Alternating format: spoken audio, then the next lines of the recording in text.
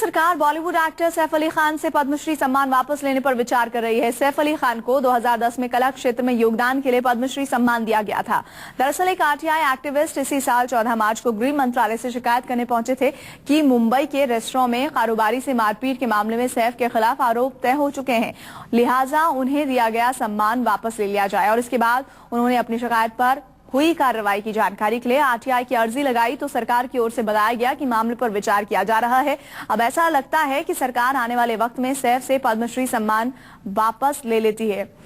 आपको हम बता दें कि जब नॉमिनेशन पद्मश्री के हुए थे तब भी सैफ अली खान को लेकर विवाद हुआ था। ये कहा जा रहा था कि पद्मश्री सैफ अली खान को क्यों दिया जा रहा है, उसका आधार क्या है, क्योंकि कला और तमाम दूसरे क्षेत्रों में महत्वपूर्ण भूमिका अदा करने वाले लोगों की एक लंबी फहरिस्त है, तो उनमें से सैफ को ही क्यों चुना गया है, इस पर तब भी सवाल खड़ा किया गया था। लेकिन अब एक आरटीआई के तहत आपको हम बता दें जवाब से खुलासा हुआ है, जिसमें जो जानकारी मिली है वो सैफ अली खान को जरूर एक बार चिंता में डाल सकती है कि उनसे जो उन्हें पद्मश्री दिया गया था वो वापस लिया जा सकता है। सैफ अली खान से छिन सकता है पद्मश्री सम्मान। वापस लेने पर सरकार विचार कर रही है। इस पर अंतिम फैसला कब तक होता है ये देखना होगा। गृह मंत्रालय इस मामले पर विचार कर रही है।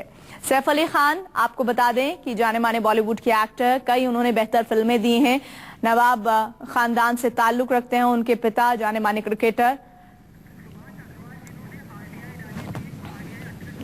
सुभाष अग्रवाल, जिन्होंने ये आरटीआई डाली थी और जिसके तहत ये खुलासा हुआ है, वो हमारे साथ जुड़ गए हैं। सुभाष जी, पहले तो हमें ये बताइए कि आपने आरटीआई में क्या लिखा था और फिर उसके बदले में आपको जो जवाब मिला है वो क्या था? देखिए, मैंने तो ये मेरे एक सबमिशंस डाले थी एमएचए में कि इनके खिलाफ मुंबई की एक कोर्ट ने चार्जेस फ्रेम किए हैं, तो लिहाजा अब इनसे पद्म अवार्ड वापस ले लेने चाहिए।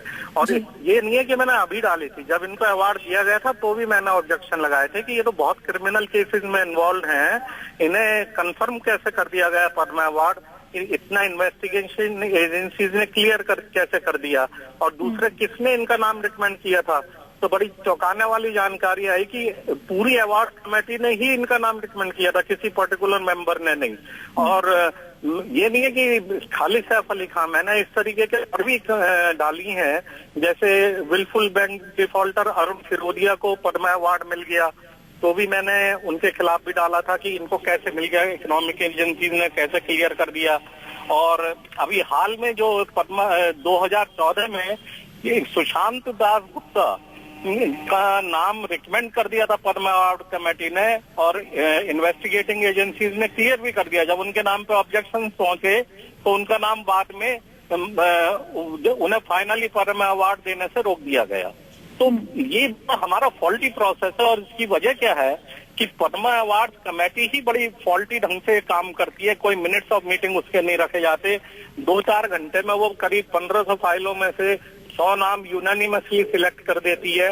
उसके बाद इन्वेस्टिगेटिंग एजेंसीज को सिर्फ चंद दिनों का समय मिलता है, तो वो प्रॉपरली इन्वेस्टिगेट नहीं हो पाते। मैंने कई बार यूपीए गवर्नमेंट को सजेशंस भेजे कि आप अपने सिलेक्शन प्रोसीजर में सुधार लाइए, पर उन्होंने कोई सुनवाई नहीं करी। मैंने कहा कि पहले सबका इन्वेस्टिगेशन प्रॉपरली कर लो, फिर जो क्लियर फाइल है वो खाली पद्म अवार्ड कमेटी के सामने रखो। तो इसके एवज में आपको जवाब क्या मिला? लीडर का नॉमिनी भी पद्म अवार्ड कमेटी, इन्वेस्टिगेशन प्रॉपरली कर लो, फिर जो क्लियर फाइल है वो खाली पद्म अवार्ड कमेटी के सामने रखो। तो इसके एवज में आपको जवाब क्या मिला? लीडर का नॉमिनी भी पद्म अवार्ड कमेटी में होना चाहिए, पर उन्होंने कुछ नहीं सुना। तो सुभाष जी, फिर आपको जवाब क्या दिया गया गृह मंत्रालय की तरफ से? गृह मंत्रालय की तरफ से ये जवाब मिला कि हम अपने सिलेक्शन प्रोसीजर में कोई चेंज नहीं करने जा रहे, ना मिनट्स ऑफ मीटिंग देंगे। वो अवार्ड कमेटी की मिनट्स ऑफ मीटिंग ही नहीं रखी जाती। क्या अजीब तमाशा है, मतलब इतने ऊंचे सम्मानों के मिनट्स ऑफ मीटिंग तक नहीं रखे जाते, और कौन रिकमेंड कर रहा है ये भी नहीं बताते। तो ये सब खाली जो पॉलिटिकल रूलर्स हैं वो अपने चहेतों को पद्म अवार्ड बांट देते हैं, और रबड़ जो अवार्ड कमेटी है वो तो एक रबड़ स्टैम्प कमेटी की तरह काम करती है। नहीं, हम ये समझना चाह रहे हैं, जो रिपोर्ट आ रही है वो ये कि अब गृह मंत्रालय इस बात पर विचार कर रहा है, जो कि आपकी आरटीआई के तहत हुआ है, कि वो सम्मान वापस लेने पर विचार करें। चलिए, शुक्रिया, बहुत समय की कमी है सुभाष जी, आपने जानकारी दी। आरटीआई एक्टिविस्ट हमारे साथ जुड़े, जिन्होंने कहा कि बहुत ही कुछ घालमेल है पद्मश्री अवार्डों को देने के लिए। जो कमेटी है उसमें कई तरह की दिक्कतें हैं, जैसा कि सुभाष अग्रवाल बता रहे थे, उस पर एक नजर रखने की जरूरत है। शुक्रिया हमारे साथ जुड़ने के लिए।